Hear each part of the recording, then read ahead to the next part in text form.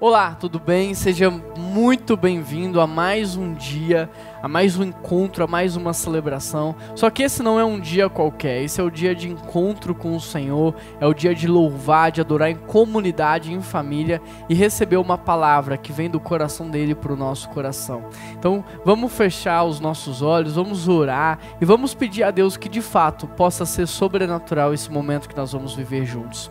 Querido Deus e eterno Pai, nós queremos agradecer ao Senhor pelo privilégio que nós temos de poder participar de um momento como esse. Obrigado, Deus, por esse encontro. Obrigado porque nós somos livres e vivemos num país livre e a gente tem acesso à oportunidade, Pai. Ó Deus, ajusta o nosso coração e a nossa mente para que nós possamos estar presentes de corpo, alma e espírito, que nós possamos estar 100% aqui, Pai. E que nós possamos cantar prestando atenção nas letras, que nós possamos entender a palavra e deixar a palavra alcançar o nosso coração sem distrações, que nós possamos viver esse momento e esse encontro. E é por isso que nós oramos em nome de Jesus. Amém. Vamos adorar o nosso Deus? Vamos lá?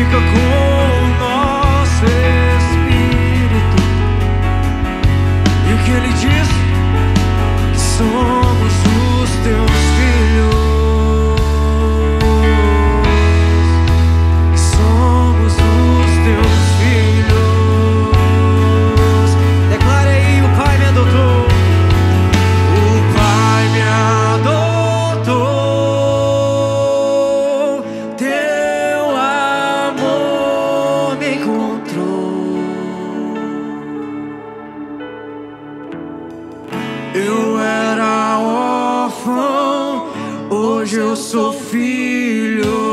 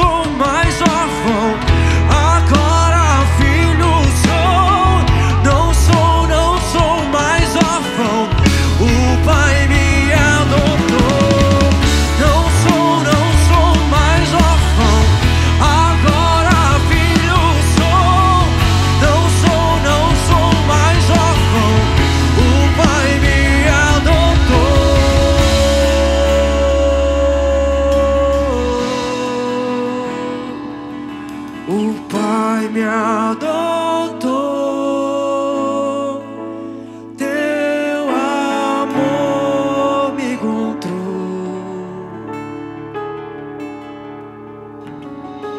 Eu era órfão e hoje sou filho. Mais uma vez, o Pai me adotou. O Pai me adotou, teu amor me encontrou.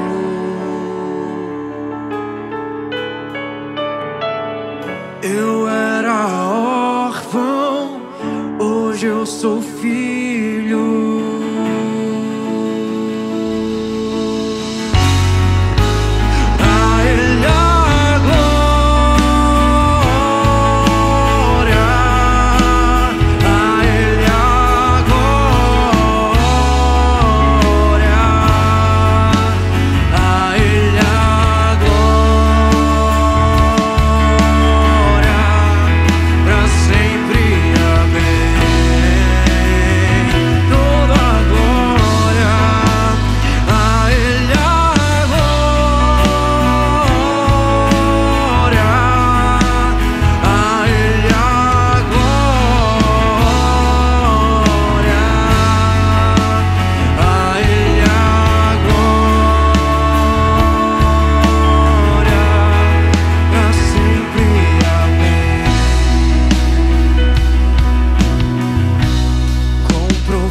Das riquezas, o saber e o conhecer de Deus.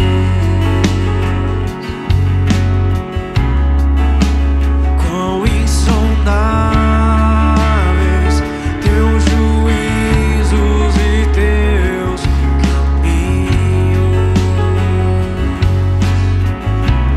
Quão profundas riquezas,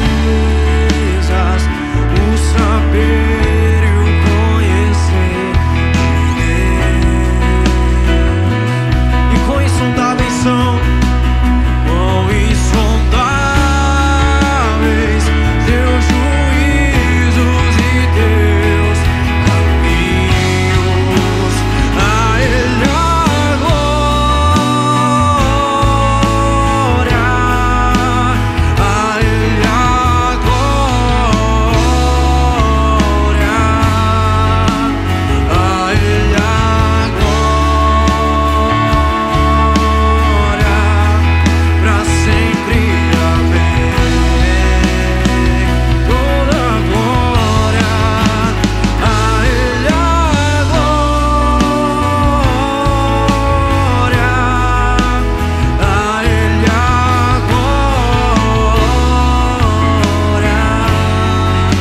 a Ele a glória, a Ele a glória, pra sempre. Amém. Toda igreja, a Ele a glória, a Ele a glória, a Ele a glória, pra sempre. Amém. Mais uma vez, adore ao Senhor no seu lugar. A Ele a glória,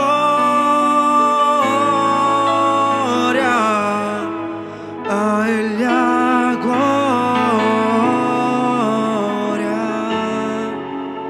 a Ele a glória,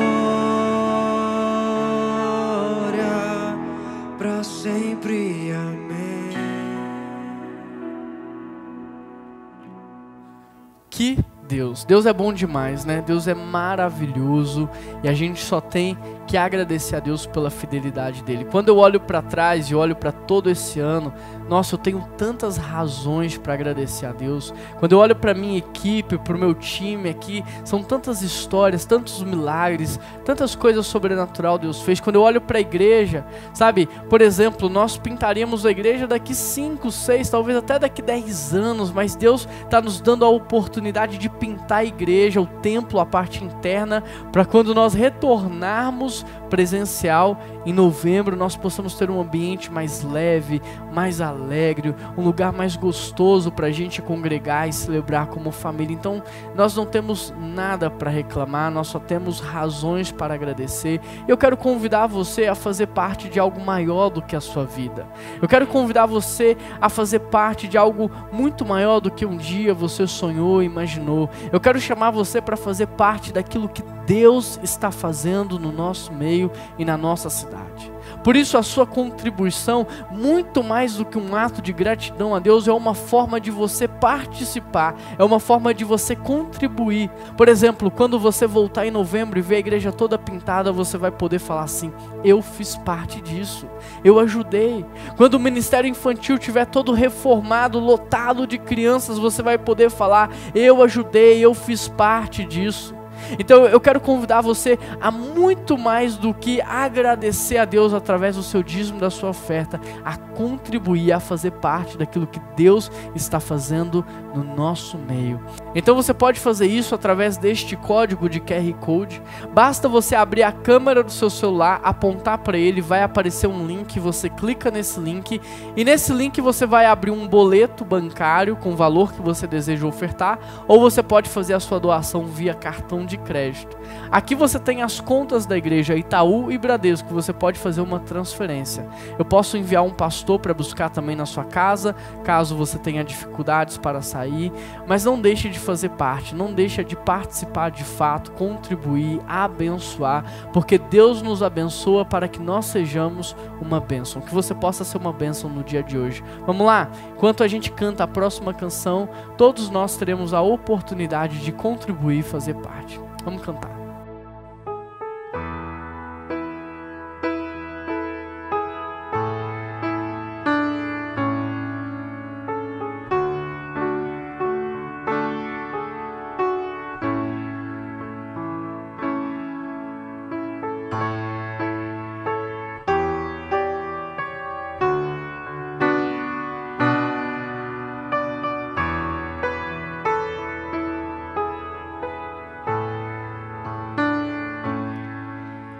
De cruz se erigiu, dela um dia fugiu, com emblema de vergonha e dor. Eu contemplo esta cruz, porque nela Jesus deu a vida por mim.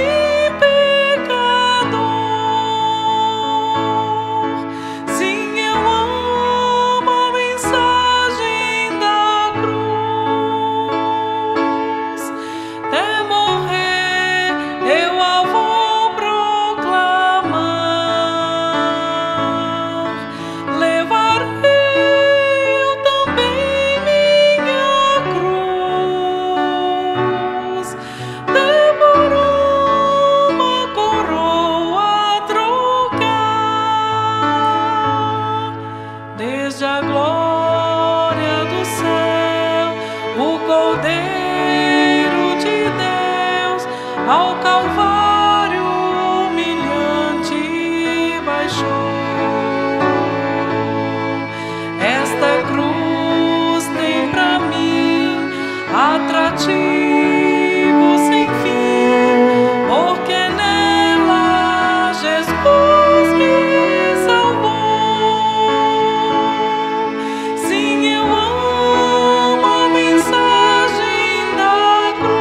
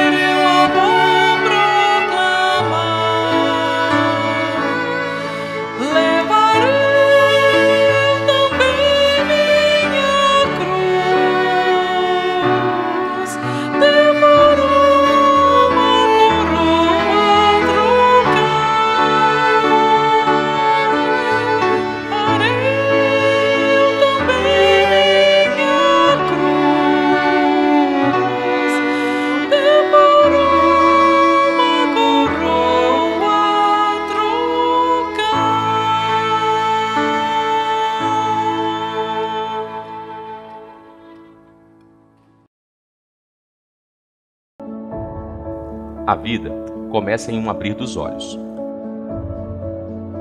E quando menos percebemos, começamos a fazer escolhas, umas mais fáceis que as outras. Por exemplo, na hora do confronto, falaremos a verdade ou contaremos uma mentira? Ou mesmo na hora da crise, viveremos pela fé ou iremos murmurar? Seremos obedientes, submissos e honrosos? Ou viveremos sem princípios e valores? Essas escolhas vão definindo quem somos, a nossa essência, nossa vida e nosso futuro. Por isso é importante refletir e analisar, pois a vida é feita de escolhas e essas escolhas podem interferir na nossa vida. Que escolhas você tem feito? Seja bem-vindo à série Código da Vida.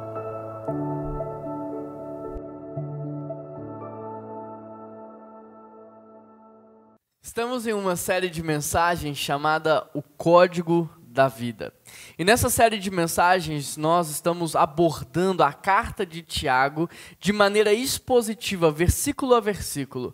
E por isso eu convido você a anotar tudo que você pode, porque no final dessa série você vai ter estudado toda a carta e você vai ter avançado muito no seu conhecimento bíblico. Primeiro domingo nós falamos sobre o primeiro código, não despreze a aprovação, porque a aprovação te faz crescer. Depois nós falamos sobre o segundo código, que é viva com sabedoria. Depois o terceiro código, que é pratique a palavra. E hoje nós vamos abordar o quarto código da vida, que é viva pela fé. E para isso eu quero convidar você a abrir a sua Bíblia comigo em Tiago, capítulo 2, verso 1. Tiago, capítulo 2, verso 1. De novo, deixa a sua Bíblia aberta, a gente vai trabalhar todo o capítulo 2 e faça o máximo de anotações que você puder, porque isso faz com que você retenha muito mais conteúdo e aprenda muito mais.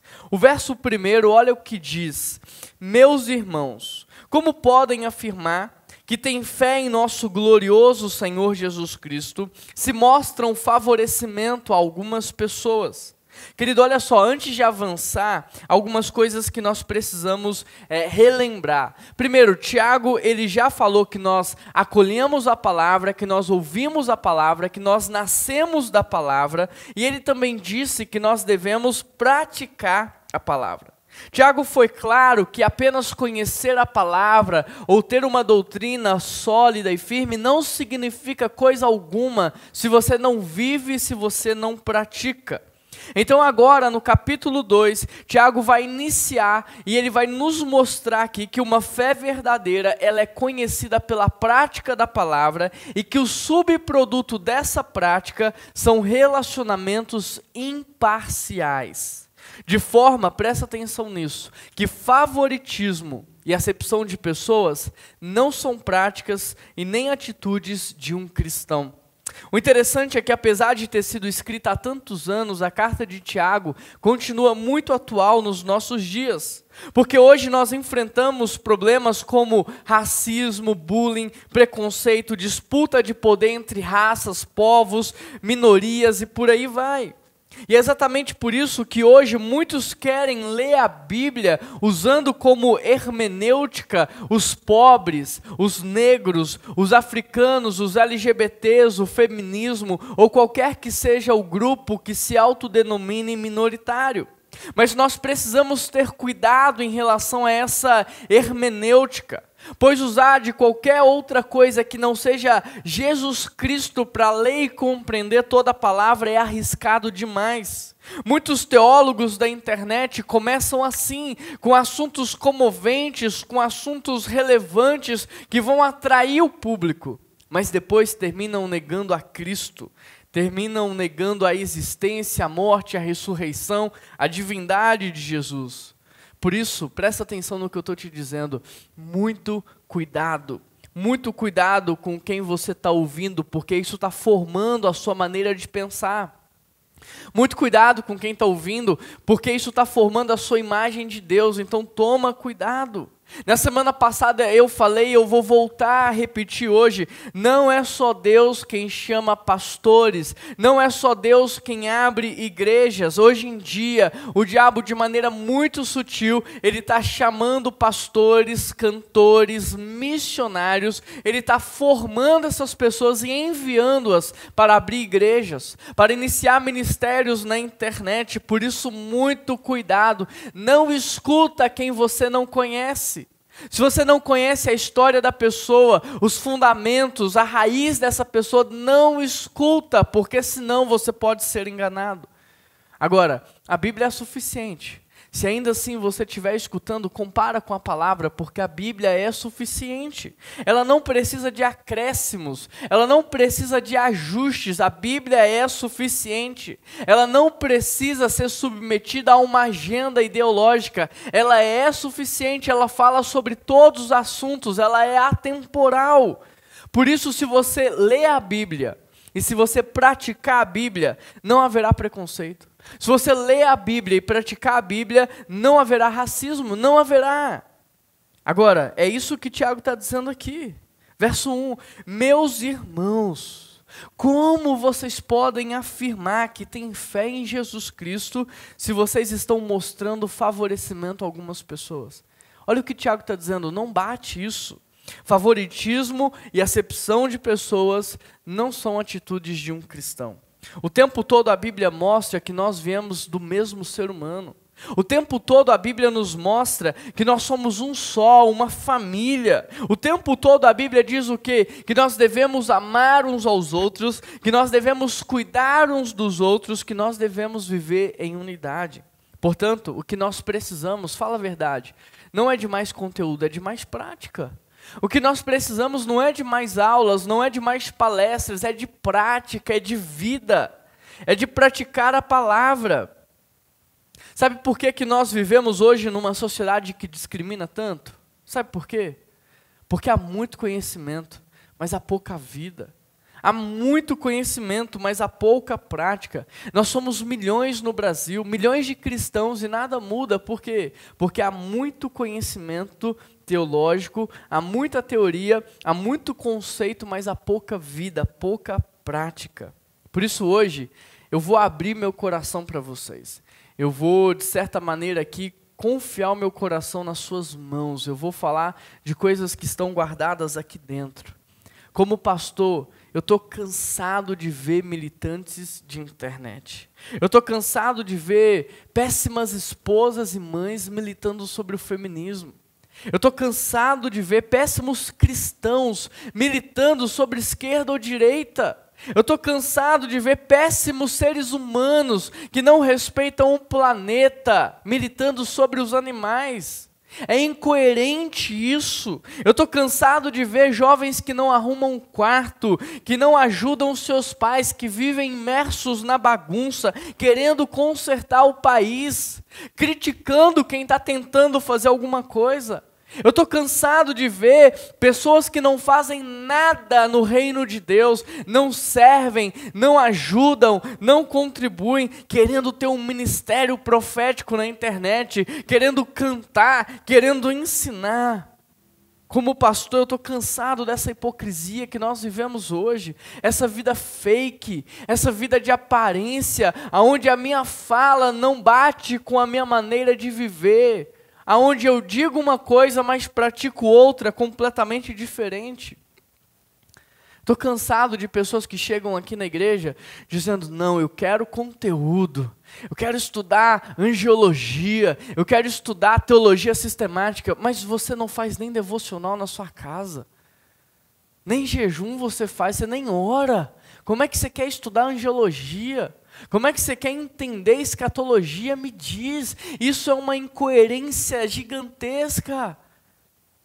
Não dá, é hipocrisia. Como pastor, estou cansado de ver pessoas querendo status dentro da igreja, querendo ser favorecidas, destacadas em relação aos demais. Agora, presta atenção nisso, quem quis destaque entre todos os anjos foi o diabo.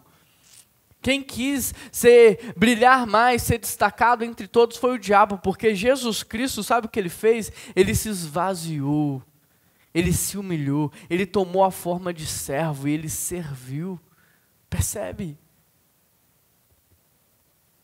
Por isso, sabe do que o mundo precisa hoje? Não é de gente intelectual, tem demais. Tem muito pensador, tem muito filósofo, tem muito teólogo. O que o mundo precisa hoje não é de pregador de internet, não é de cantores, não é isso. O que o mundo está precisando não é de estrelas do mundo gospel. O que o mundo está precisando é de gente transformada, que vive a palavra. É mais simples do que você imagina. Tira a sua cabeça do macro, coloca no micro. Porque enquanto você estiver sonhando com estrelato, nada vai acontecer. Você precisa viver a palavra. Se você praticar 1%, presta atenção nisso. Se você praticar 1% do que a palavra diz, vai acontecer uma verdadeira revolução na sua família. Se você pelo menos fosse um bom marido, né? Às vezes você está querendo liderar multidões, mas se você fosse pelo menos um bom marido, se você fosse pelo menos uma boa esposa, você está querendo às vezes liderar uma empresa, mostrar o poder da mulher, mas se você fosse pelo menos uma boa esposa, se vocês fossem pelo menos um bom pai, uma boa mãe, se vocês fossem pelo menos um bom cristão, isso já seria algo revolucionário na nossa sociedade. Isso já traria um impacto, não só na nossa geração, mas nas próximas gerações. Se você pelo menos amasse a Deus sobre todas as coisas, se você pelo menos amasse o seu próximo como a si mesmo, isso já traria uma grande transformação. Portanto, é assim que Tiago começa a sua carta, dizendo que nós acolhemos a palavra e que ela caiu no nosso coração como uma semente, e por causa disso nós nascemos da palavra e que agora nós devemos praticar a palavra. E aí ele vai avançar dizendo que o subproduto dessa prática são relacionamentos saudáveis, são relacionamentos imparciais. Repare no apelo que Tiago está fazendo. Meus irmãos, olha como Tiago está começando o verso 1. Meus irmãos, como crentes do nosso glorioso Senhor Jesus Cristo, não façam diferença entre as pessoas. Não trate um em detrimento do outro em relação a nível de valor. Não faça essa separação. Ou seja, se você é um crente em Jesus, você não pode discriminar as pessoas por aquilo que você vê.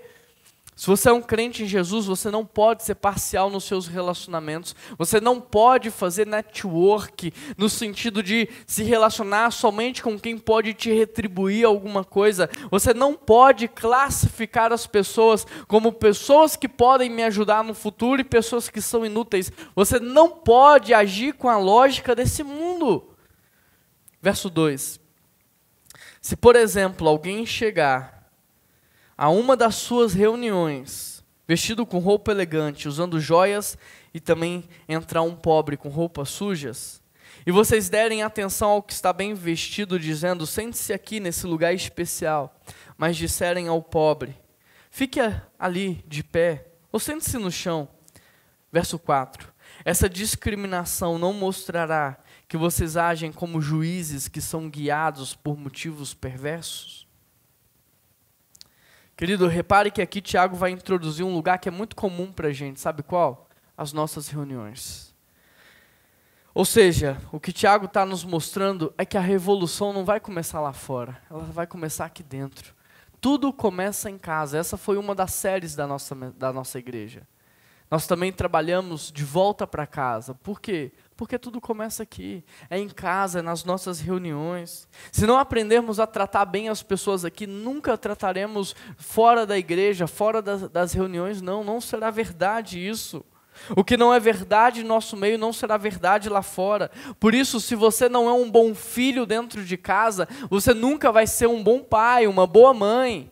Se você não é uma boa ovelha, um bom servo, você nunca vai ser um grande líder. A segunda coisa que Tiago nos mostra aqui é que quando nós tratamos as pessoas por aquilo que vemos, nós nos portamos como juízes. E o fato de nos portarmos assim demonstra o quão distantes estamos do verdadeiro juiz. E é por isso que essa primeira parte do capítulo 2 é conhecida como teste da fé. Porque aqui, na sua forma de tratar as pessoas, nós saberemos se você é um crente verdadeiro ou se você é um impostor. A sua forma de lidar com as pessoas, a gente vai saber se você nasceu de novo ou não. Querido, talvez você tenha aprendido isso na sua casa, com seus pais. Talvez a geração que você nasceu fosse uma geração que discriminava. Talvez você tenha aprendido isso de berço. Mas uma vez que você conheceu a Jesus Cristo, uma vez que você nasceu de novo, você não pode mais continuar assim. Afinal, as coisas velhas se passaram e eis que tudo se fez novo. E o Evangelho não faz de você 5% melhor do que você era antes, não. Ele faz de você uma nova criatura. E se eu e você servirmos ao verdadeiro juiz, não podemos assumir o seu papel. Ou seja, quem somos nós para atribuir ou retirar o valor das pessoas? Me diz, quem você pensa que é para dizer quem vale e quem não vale? Quem tem mais valor e quem tem menos valor? Quem você pensa que é? Portanto, quando tratamos as pessoas de forma diferente, de acordo com o que vemos, nós usurpamos do papel de Deus. Nós tiramos Deus do trono e queremos tomar o seu lugar, assumindo uma postura de juiz. E mais errado do que isso é que julgamos com base no que vemos. Portanto, todas as vezes que nós julgamos alguém pela cor da pele, pelos traços, pelas roupas ou pela quantidade de bens, nós estamos julgando mal. Os critérios estão errados e ninguém deveria ser medido com base nessas coisas. O que Tiago está dizendo é que nós não somos juízes e as pessoas não devem ser medidas dessa forma. O que Tiago está dizendo é que nós não temos critérios suficientes para validar a nossa sentença.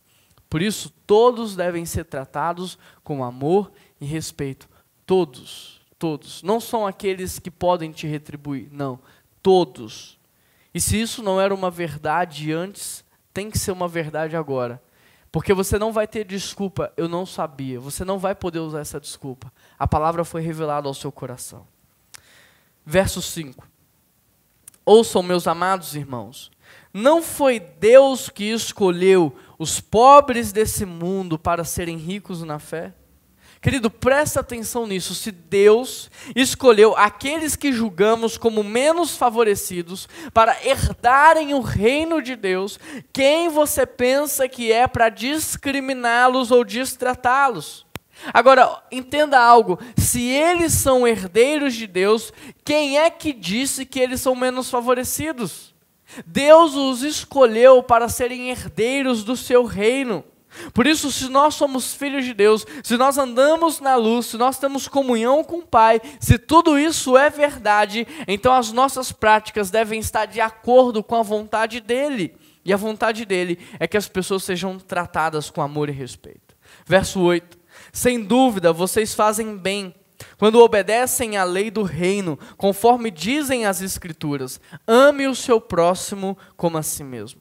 É como se Tiago estivesse dizendo aqui, olha, presta atenção, o rico que distrata o pobre está errado, mas o pobre que odeia o rico está errado também. O branco que discrimina o negro está errado, mas o negro que discrimina o branco para fortalecer a sua imagem está errado também. O hétero que discrimina o homossexual está errado, mas o homossexual que quer esvaziar o valor do hétero para se sobressair também está errado. É como se Tiago estivesse dizendo, olha, não existe esse papo de minorias. Esse papo de minoria é consequência do pecado, é fruto do pecado, isso não está dentro do reino, isso não faz parte da vontade de Deus. Para Deus não existe minorias, para Deus existe famílias, em uma família não existe minoria. Querido, não seja enganado pelo diabo. Quanto mais nós falamos de minorias, mais nós promovemos outros povos que vão se chamar de minoria. Quanto mais nós fomentamos esse assunto, mais vai surgir novas minorias. É verdade ou não é?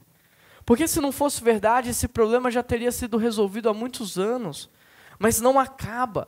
A cada dia surge um novo povo, uma nova classe, a cada dia surge alguém dizendo que é minoria. Ou seja, toda vez, presta atenção nessa lógica, que uma minoria se levanta para lutar, ela oprime o outro lado a ponto de tentar torná-lo minoria, a ponto de fazer com que ele desapareça do mapa. É ou não é assim que acontece? É uma luta entre classes.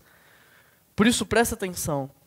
Nós não resolvemos a questão do racismo supervalorizando os negros em detrimento dos brancos. A gente não vai resolver a discriminação dos homossexuais, os colocando acima dos heterossexuais. Nós não resolvemos a questão do preconceito desta maneira. Ou seja, a solução não é defender aquilo que a sociedade chama de minoria. A solução é a gente lutar pelas famílias. Porque só existe minoria porque a família fraca, porque a família quebrada, porque a família desestruturada, porque aonde existir uma família forte e saudável, não existirá desamparo, solidão, orfandade, não existirá essas coisas. Portanto, sabe qual é a verdadeira solução? Tiago nos ensina aqui no verso 8, ame o seu próximo como a si mesmo. A solução está aqui, ame o seu próximo como a si mesmo. E sabe o que é isso na prática? Seja uma família, porque lá em casa, por exemplo, a minha mãe é morena, meu pai é branco, eu sou essa mistura, meus irmãos são morenos, lá em casa tem gente careca, tem gente com cabelo liso, tem gente com cabelo enrolado, tem gente com cabelo crespo. Lá em casa tem gente que tem boa condição financeira, tem gente que não tem uma boa condição financeira, mas o interessante é que lá em casa não tem racismo. Não tem. Lá em casa não tem minoria, não tem discriminação, não tem solidão, não tem desamparo, não tem orfandade. Por quê? Porque é amor, porque é a família. Percebe? Ou seja, na família, ninguém é medido pela aparência. Sim ou não? Na família, ninguém é medido pela utilidade, sim ou não? Na família, as pessoas são acolhidas, são abraçadas, são cuidadas, são direcionadas. O que nós precisamos entender é que toda luta de classe, toda luta de minoria, toda luta de gênero, toda luta de raça, toda luta, qualquer que seja ela, não promove igualdade, paz e nem reconciliação. Toda luta promove separação. Toda luta separa, divide, humilha. A luta sempre coloca o vencedor contra o perdedor e o perdedor querendo se vingar do vencedor. Isso não muda. É um ciclo vicioso que está sendo repetido há milhares de anos. De forma que isso não acaba e nem vai acabar se a gente continuar com a mesma postura. Isso é insanidade. Fazermos a mesma coisa que os nossos antepassados fizeram é insanidade. Nós precisamos pensar que temos que fazer algo novo para ter um resultado novo. O diabo tem distraído, essa é a verdade, o diabo tem distraído nossos líderes. O diabo tem distraído pastores, o diabo tem distraído teólogos, o diabo tem distraído cristãos, sabe por quê? Porque enquanto essa galera está na internet, está nos debates, está gastando horas e horas e horas em debates e discussões, eles não estão ensinando a palavra. Eles não estão discipulando, eles não estão vivendo, eles não estão praticando. E como resultado, nós teremos uma sociedade cada vez mais dividida e mais desigual.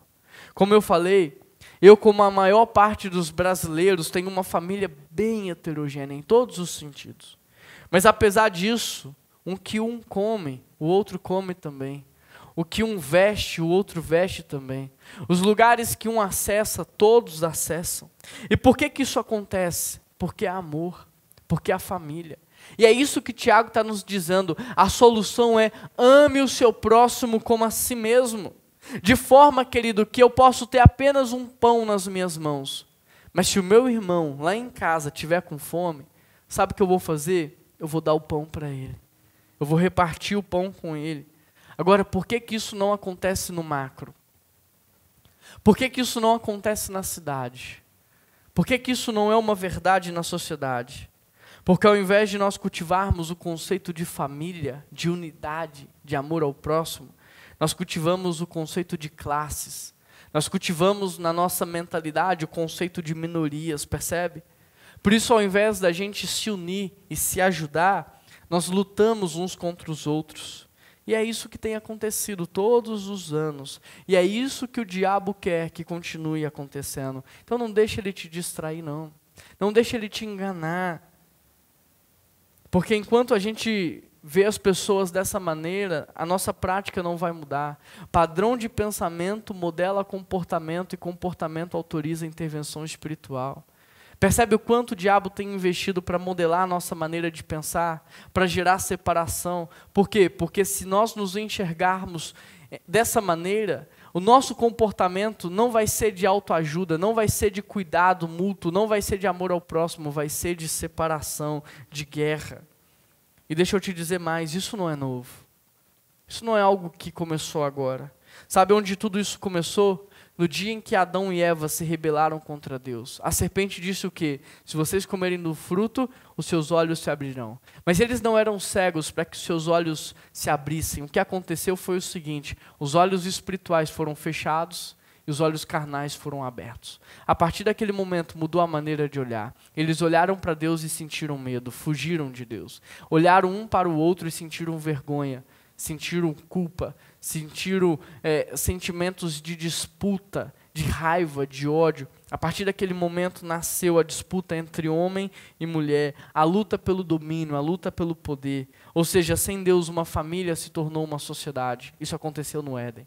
Sem Deus, um se tornou dois, e ali aconteceu a disputa. Sem Deus, o ser humano se tornou raças. Sem Deus, a união se tornou inimizade. Então, tudo isso não é novo. Aconteceu no Éden, quando o ser humano se rebelou contra Deus. Portanto, presta atenção, a solução não é ficar fomentando na internet essa discussão. A solução não é ficar discutindo, não é ficar debatendo. A solução está na reconciliação da humanidade com Deus. 2 Coríntios 5,18 diz, tudo isso provém de Deus, que nos reconciliou consigo mesmo por meio de Jesus Cristo, e agora nos deu um ministério, o ministério da reconciliação. Ele não te deu o ministério do debate público. Ele não te deu o ministério de divulgar fake news. Ele não te deu o ministério da publicidade. Não, ele te deu o ministério da reconciliação. Ou seja, a nossa função enquanto cristão não é ficar fomentando essa disputa, esse ódio. A nossa função é promover a reconciliação entre o homem e Deus. Porque como consequência dessa reconciliação com Deus, haverá reconciliação entre nós.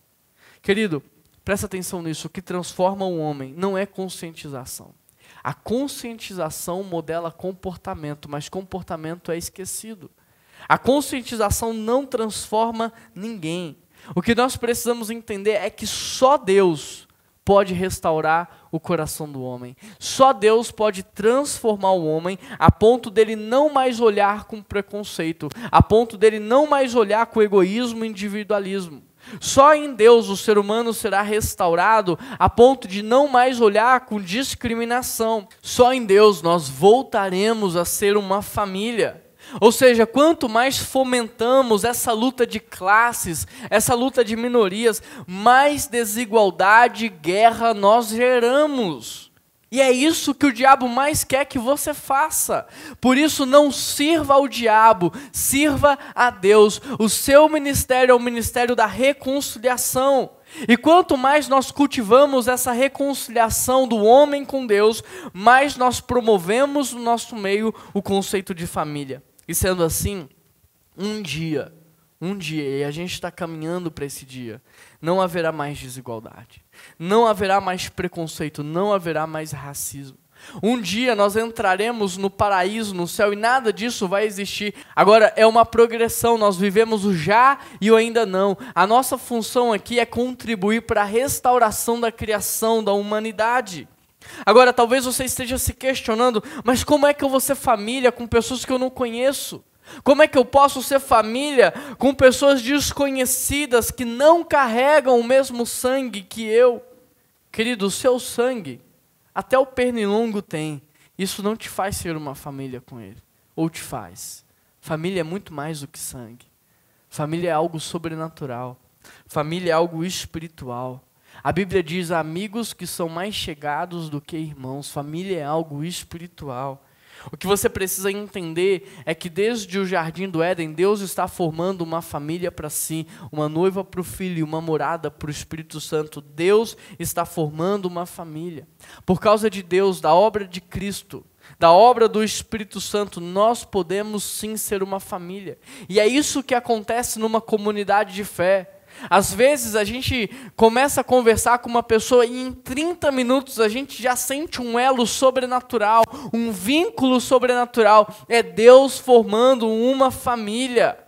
Deus muda a nossa maneira de olhar. Deus transforma pessoas desconhecidas em família. Deus nos ensina a amar. Deus nos ensina a cuidar. Por isso, aonde existir uma família cheia da presença de Deus, não existirá racismo, bullying, preconceito ou discriminação.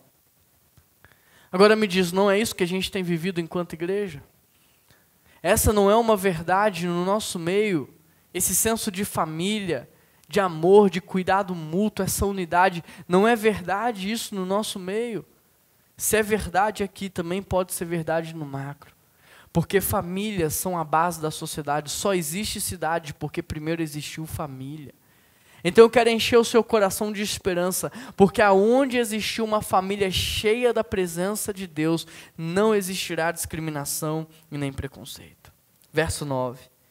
Mas se mostram favorecimento a algumas pessoas, cometem pecado e são culpados de transgredir a lei. O que Tiago está dizendo é, você pode ter frequentado uma igreja a vida inteira, você pode ter cantado no coro, servido nos ministérios, você pode ter feito inúmeras viagens missionárias, mas se ainda assim você agir com discriminação e tratar as pessoas com favoritismo, sabe o que vai acontecer? Você vai ser julgado e condenado. Olha o que diz o verso 10. Pois quem obedece todas as leis, exceto uma, torna-se culpado de desobedecer todas as outras. Verso 11. Pois aquele que disse, não cometa adultério, também disse, não mate. Logo, mesmo que não cometam adultério, mas se matarem alguém, transgredirão a lei. O que Tiago está dizendo aqui é que tudo que Deus disse está interligado. Não está em partes, não está separado. Tudo que Deus falou e ensinou está interligado. Ou seja, não tem como você obedecer em partes. Não tem como você praticar uma parte sem praticar a outra. Se você pratica apenas uma coisa, você não está praticando o todo. É isso que Tiago está nos ensinando. Não tem como você falar que ama a Deus se você não ama o seu próximo. E não tem como você falar que ama o seu próximo se você não ama a Deus. Uma coisa não funciona sem a outra. Não tem como você falar que ama a Deus se você não pratica a palavra. E não tem como você amar o seu próximo se você é interesseiro, se você é egoísta, individualista. Percebe? A Bíblia está interligada e ela está amarrada. Portanto, ou você está andando na luz, ou você está andando nas trevas. Não tem um meio termo. Ou você é filho de Deus, ou você não é filho de Deus. Ou você é cristão, ou você não é. Não tem como você obedecer as palavras em parte. Não tem como você falar assim, não, isso aqui eu vou seguir, mas isso eu não vou seguir. Isso aqui serve para mim, isso aqui eu não concordo. Não tem como. Se você está fazendo isso, significa que você está em rebeldia, você está desobedecendo a Deus. Você não é um servo bom, fiel e obediente. Verso 12. Portanto, em tudo que disserem e fizerem, lembre-se que serão julgados pela mesma lei que os liberta.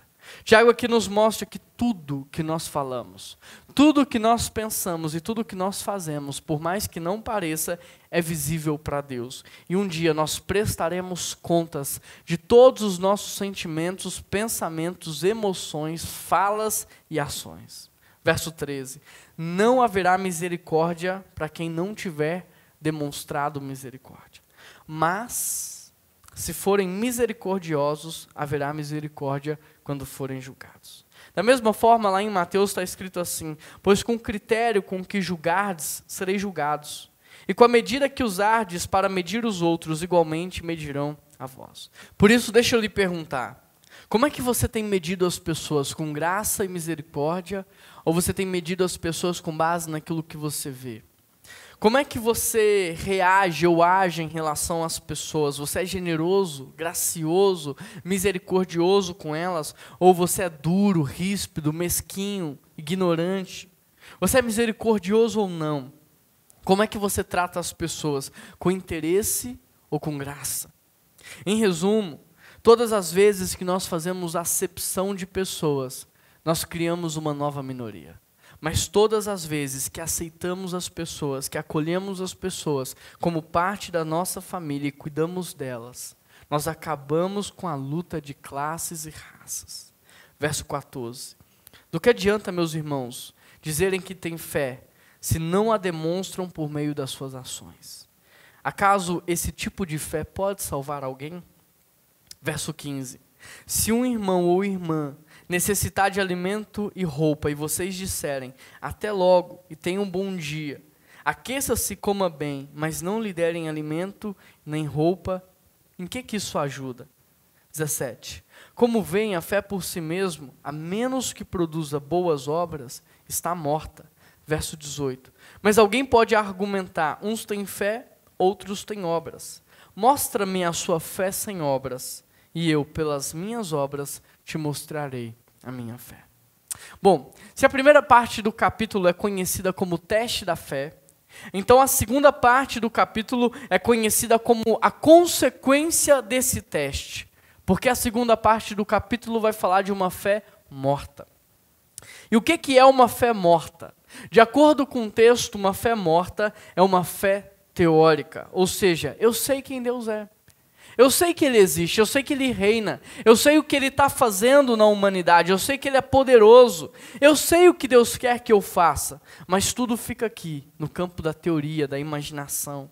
Uma fé morta, de acordo com o texto, é uma fé intelectual, ou seja, eu sei tudo sobre a fé. Eu sei o que a fé significa, eu sei o que significa a fé nas línguas originais, eu conheço as histórias de fé, eu conheço os heróis da fé, eu sei tudo sobre a fé, mas está tudo aqui, no campo do conhecimento. De acordo com o texto, uma fé morta é uma fé emocional. Ou seja, enquanto eu estou no culto, sendo ministrado com um piano no fundo, eu sinto que tudo posso naquele que me fortalece. Me sinto guerreiro e sei que vou vencer na vida. Enquanto o tecladista toca, eu quero mudar o mundo e vencer a minha vida de pecado. Mas quando o culto acaba e eu volto para casa, eu faço tudo o que eu não deveria fazer. De acordo com o texto, uma fé morta é uma fé que não produz nada.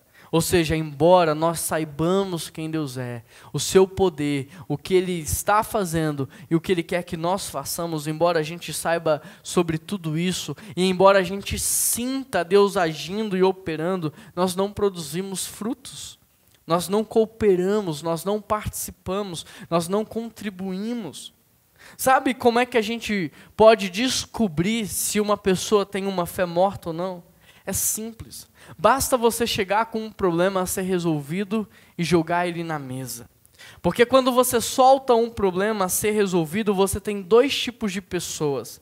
Você tem aquelas que dizem, vai dar tudo certo, mas elas não fazem nada para ajudar, elas não cooperam para que aquilo de fato dê certo. E você tem o segundo tipo de pessoa, que é aquela que diz assim, vai dar tudo certo. O que é que a gente pode fazer para resolver isso? Por isso eu te pergunto, você tem fé apenas para saber que vai dar tudo certo? Ou a sua fé não só te faz saber que vai dar tudo certo, como te coloca em ação para que de fato dê tudo certo? Que tipo de fé é a sua? É a fé da consciência, da concepção? É a fé do conhecimento, da intelectualidade? Ou a sua fé é aquela que te coloca em ação? Porque olha o que diz o verso 19. Você diz que crê em um único Deus. Muito bem, até os demônios creem nisso e tremem de medo. O interessante é que uma fé morta é a fé que os demônios têm. Ou seja, presta atenção nisso. Eles sabem que Deus existe. Eles sabem o tamanho do poder de Deus. Eles conhecem a vontade de Deus. E mesmo assim, eles não fazem nada de bom. Eles não praticam o bem. Por isso eu te pergunto, que tipo de fé é a sua? É uma fé morta? É a fé dos demônios, que apenas sabe que apenas tem consciência, mas não faz nada? Ou a sua fé é viva e santa porque ela te coloca em ação? Que tipo de fé é a sua? Verso 20. Quanta insensatez! Vocês não entendem que a fé sem obras é inútil? Quanta insensatez! Verso 20. Vocês não entendem que a fé sem obras é inútil? Verso 21. Não lembram que o nosso antepassado Abraão foi declarado justo por suas ações quando ofereceu seu filho sobre o altar?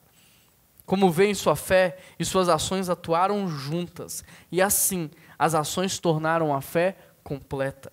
E aconteceu exatamente como as Escrituras dizem. Abraão creu em Deus e assim foi considerado justo.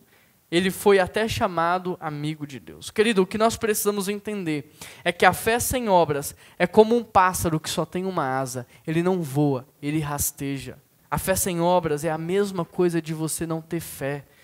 Abraão foi chamado amigo de Deus não porque apenas tinha uma fé em Deus, mas porque a sua fé era acompanhada de ações. Ou seja, enquanto a fé morta não te tira do lugar, não te faz orar, não dobra o seu joelho, não te faz sair do sofá para ajudar, não te faz contribuir para abençoar, a verdadeira fé em Deus nos leva a agir. Coloca o nosso joelho no chão, estende as nossas mãos, abre a nossa carteira. Por isso é impossível, querido, que você tenha uma verdadeira fé em Deus e você não fazer nada para melhorar o seu casamento. É impossível que a sua fé em Deus seja verdadeira e você aceitar o fim do seu casamento ou as condições em que vocês estão vivendo.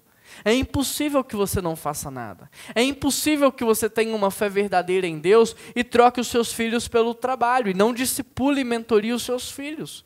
É impossível que você tenha uma verdadeira fé em Deus e não seja generoso em suas doações, e não contribua e não abençoe. É impossível que você tenha uma fé verdadeira em Deus e não seja alguém acolhedor, que vai abraçar, que vai trazer as pessoas para caminhar com você. É impossível que você tenha uma verdadeira fé em Deus e continue vivendo do mesmo jeito.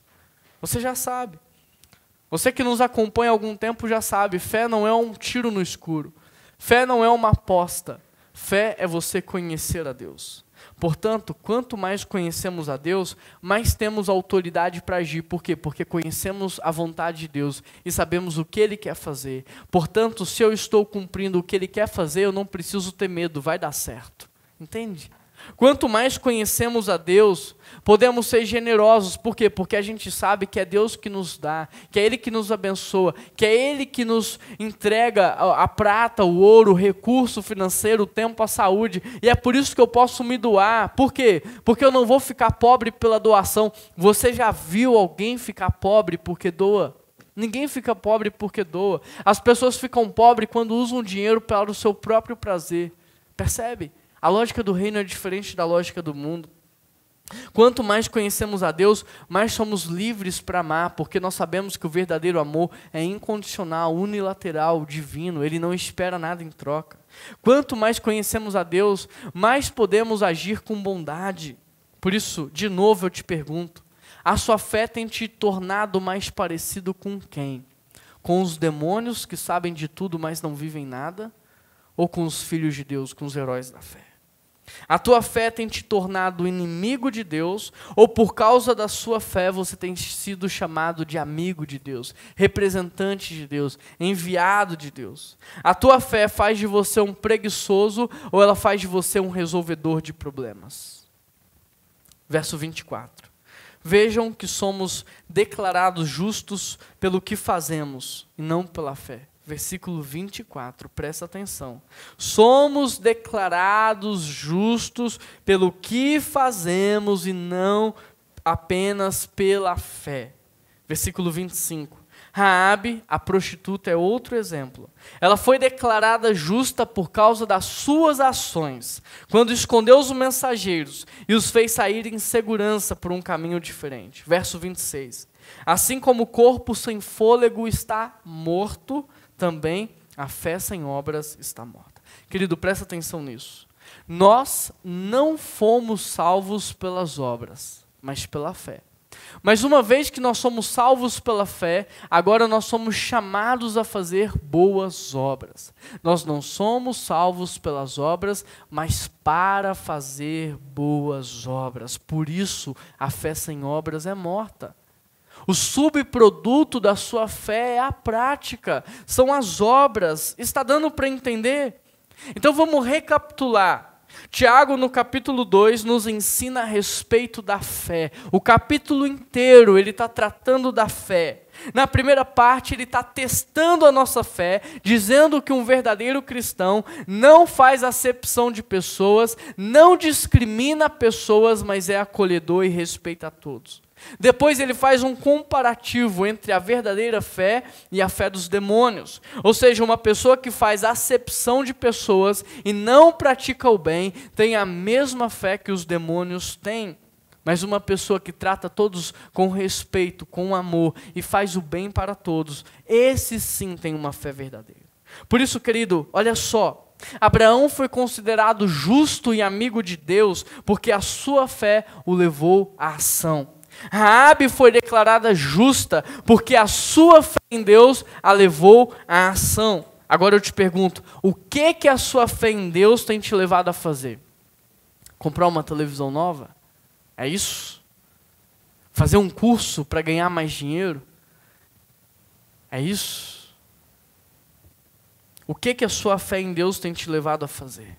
Gastar horrores numa harmonização facial, numa cirurgia plástica, nos seus próprios prazeres, trocando de carro todo ano, é isso que a sua fé tem te levado a fazer?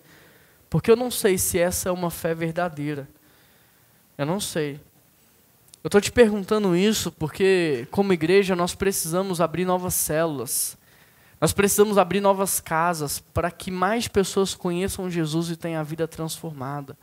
Nós precisamos abrir várias células, uma em cada bairro, pelo menos da nossa cidade, para que casamentos sejam restaurados, para que pessoas sejam curadas. E a pergunta que eu te faço é, você tem fé para dizer, eis-me aqui?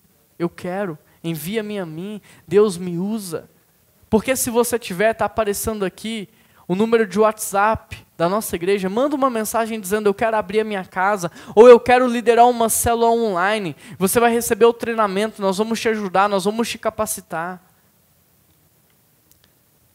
O que a sua fé tem te levado a fazer? Por exemplo, eu preciso reformar todo o ministério infantil.